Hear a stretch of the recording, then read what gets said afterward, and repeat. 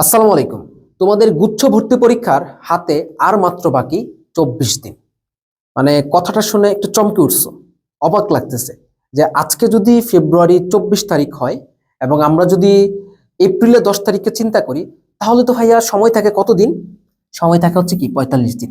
But আপনি বলতেছেন 24 দিন। এটা কিভাবে? মানে 24 দিন আসলে কেন? ওকে, আমি এক্সপ্লেইন করতেছি যে তোমাদের হাতে আসলে 24 দিন সময় বাকি আছে কেন। কারণটা হচ্ছে, দেখো, এই 24 দিন আসলে হচ্ছে কি আমাদের ঈদ উল ফিতরের জন্য সময় বাকি। আমরা যদি মার্চের 20 তারিখ ধরি যে ঈদ উল ফিতর, তাহলে আমাদের হাতে আরো সময় আছে 24 দিন।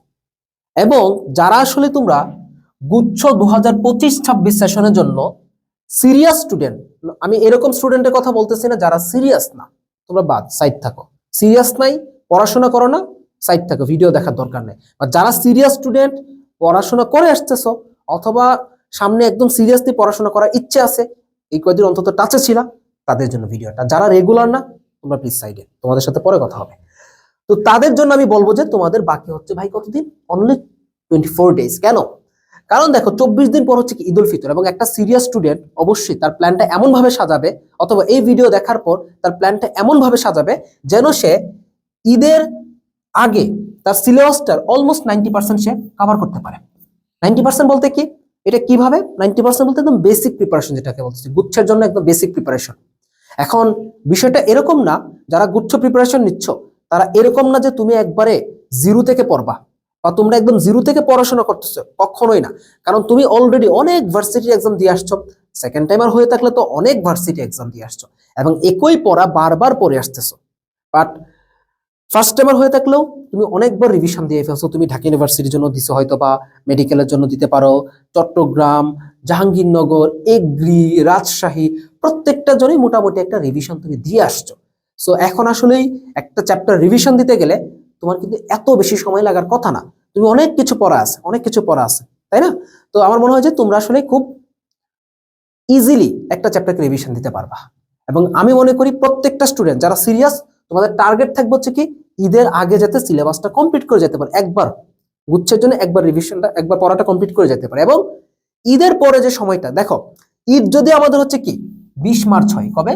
20 মার্চ যদি আমরা ঈদ ধরি, তাহলে দেখবা মোটামুটি 20 থেকে 20 থেকে দেখবা কি 23 অথবা 24 মার্চ পর্যন্ত না স্টুডেন্টটা, 20 না, আমি একটু আগে থেকে ধরি, 20 মার্চ যদি ঈদ হয়, তাহলে ধরো দেখবা কি 18 থেকে মোটামুটি 22 মার্চ, অন্তত 4টা দিন স্টুডেন্টরা মোটামুটি একটু হলেও এনজয় করবে বা ঈদটাকে উপভোগ করবে। এটা থাকবে, ঈদের ছুটিতে যাবে, একটু দেখবা যে এটা না চাইতে হয়ে, যেটা আমরাও দেখছি, যে আমি নিজেও যখন ঈদের সময় দেখা যেত কি যে বই টই নিয়ে গেছি, বাট আসলে পড়া হয় নাই কিন্তু।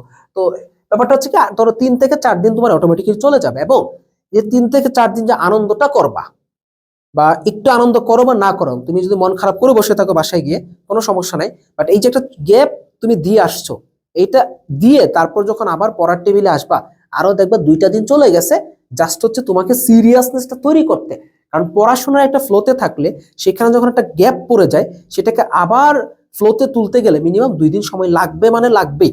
সো বলতে গেলে ধরো আমি যদি এদিক থেকে 22 তারিখ হিসাব করি, অর্থাৎ ঈদ যদি 20 তারিখে হয়, তাহলে দেখবা যে তোমরা 25 মার্চের আগে অনেক স্টুডেন্ট, ম্যাক্সিমাম স্টুডেন্ট আসলে এভাবে পড়াটাকে ধরতেই পারবে না, বা আগের ফ্লোটাতে আসতেই পারবে না, আসতেই সময়টা লেগে যাবে।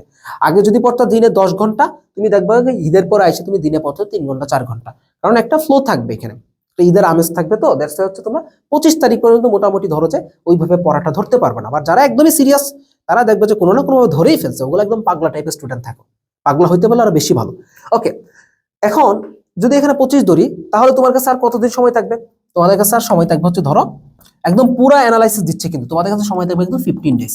এবং এই 15 দিনে দেখবা রিভিশন শুরু হয়ে গেছে, আমরাও দেখবো যে রিভিশন ব্যাচ শুরু করেছি, বা আমরা রিভিশন শুরু করে দিচ্ছি। তখন ম্যারাথন চলবে, রিভিশন চলবে, সব দিকে দেখবা তোমার আসলে রিভিশন চলতেছে। তখন তোমার বন্ধু বান্ধব দেখবা রিভিশন চলতেছে, যারা একটু আগে থেকে সিরিয়াস ছিল তারা দেখবা রিভিশন দিচ্ছে। জিজ্ঞেস করো, বন্ধু তুই কি করতেছিস? বলো যে আমি তো রিভিশন দিচ্ছি, আমি তো একদিনে এক বই শেষ করতেছি। আর তুমি দেখবা যে তখনও যারা সিরিয়াস না, তুমি দেখবা তখনও এই একই চ্যাপ্টার, মানে বই নিয়ে একটা চ্যাপ্টার একদিনে পড়তেছো, 2টা চ্যাপ্টার একদিনে পড়তেছো, তুমি এই কাজ করতেছো। আর তোমার ফ্রেন্ড উপরন্তু কি করতেছে? সে দেখবা যে একটা বই একদিনে পড়তেছে, রিভিশন দিচ্ছে।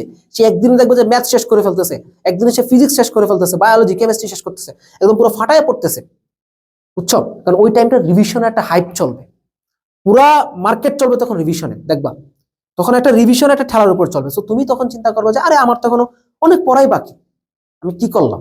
তখন দেখবে একটা ডিপ্রেশনে পড়ে গেছে, এবং এটা তুমি মনে হবে যে কি তুমি প্রতিযোগিতা অলরেডি পিছিয়ে আসো, যে এটা তো একটা কম্পিটিশন, একটা রেসে তুমি অলরেডি অনেকটা পিছিয়ে যাবা, অনেকটাই পিছিয়ে যাবা যদি তুমি ওই 15 দিন রিভিশন না দিতে পারো। এবং শুধু রেসের কথা বলবো না, এজ এ স্টুডেন্ট অবভিয়াসলি তোমাকে ঈদের আগে সিলেবাসটা শেষ করে গেলে তুমি অন্তত ঈদের মধ্যে এমনিতে বিশ্বাস রাখো 3 থেকে 5 দিন ভাই তোমার যাবে, এটা চলে যাবে। মানে তুমি পড়ো সমস্যা না, তুমি যদি পড়াশোনাও করো তারপরেও দেখবে যে পড়া যে মেইন ফ্লোটা এটাতে আসতে 3 থেকে 5 দিন লাগবে তোমার, বুঝছো?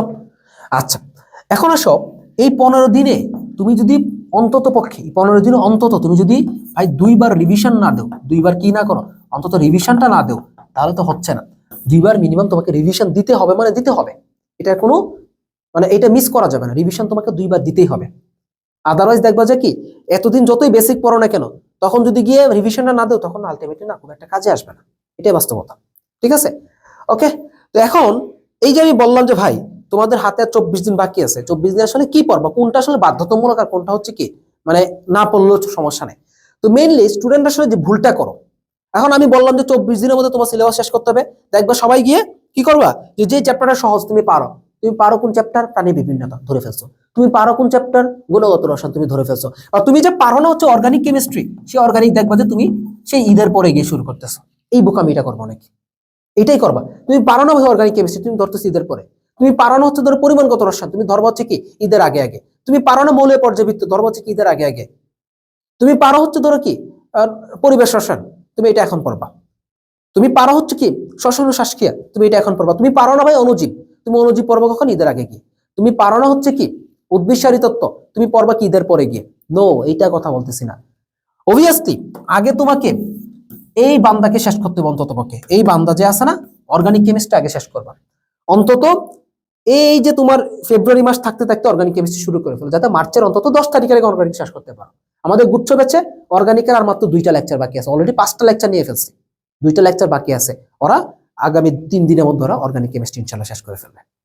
ঠিক আছে, এরপর ধরো তোমরা যেমন ধরো বায়োলজি ক্ষেত্রে কিছু চ্যাপ্টার মাস্ট ভালো করে পড়তে হবে, যেমন ধরো উদ্ভিদসারী তত্ত্ব, অণুজীব, এগুলো ম্যাক্সিমাম স্টুডেন্টের কাছে কঠিন লাগে, বুঝছো? উদ্ভিদসারী তত্ত্ব, অণুজীব ম্যাক্সিমাম স্টুডেন্টের কাছে এটা খুবই কঠিন।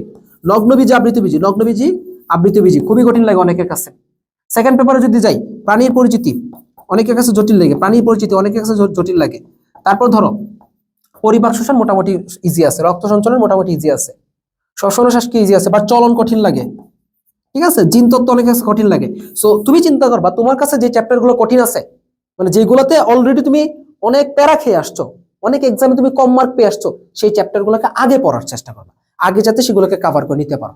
এগুলো কাভার করে ইজি চ্যাপ্টার যেগুলো তুমি সবসময় পারো সেগুলোকে তুমি লাস্টে রাখো, এবং লাস্টে রাখলে দেখা যাবে কি তুমি দেখবা যে ইজিলি রিভিশন দিতে পারতেছো, কনফিডেন্স বেশি পাবা।